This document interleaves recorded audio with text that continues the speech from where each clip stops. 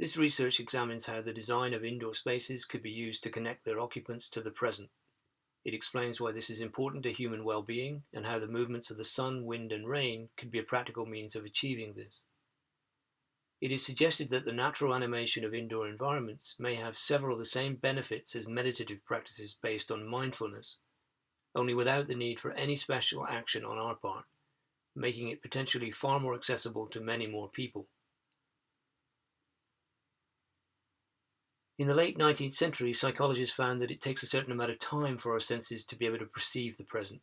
And a few decades later, the philosopher Henri Bergson argued that perceived duration was central to the way we experience now.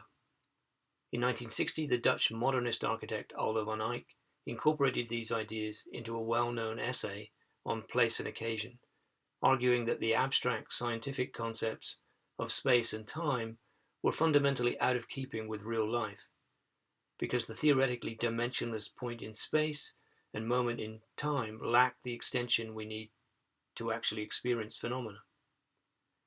The Japanese tea ceremony was essentially a vehicle for sharing the experience of here and now. The tea room was designed to encourage its occupants to turn inwards, metaphorically and literally, away from the passage of time in the world at large and towards the present. The simple acts of making and sharing tea and the unique combination of guests and utensils gathered for the occasion.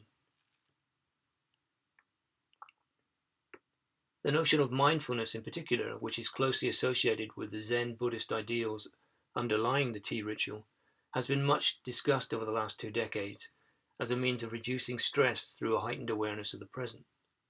While numerous studies have examined the effects of mindfulness, however, few, if any, have looked at contemporary environmental strategies for helping to achieve it. Here are 3 simple ways of bringing the natural movement of the sun, wind, and rain indoors: enclosure, projection, and back projection, which have been tested by the authors. Some of the benefits found across a range of meditative practices have been loss of awareness of time, calming, and improved attention. Natural change has been shown to induce similar engrossment in the moment, together with both a calming effect and improved attention. A more direct means of getting at whether or not natural indoor animation is in fact connecting people with the present, however, would be to actually ask them. And when the authors did just this, the results suggested that natural change is indeed positively associated with the present.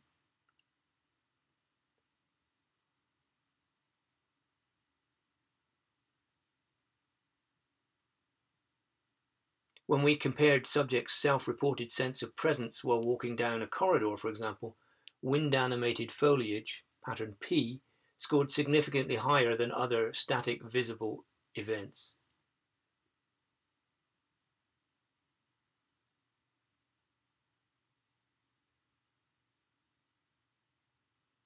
The video of wind-animated foliage shadows on an interior wall surface, P, was most clearly associated with a sense of presence.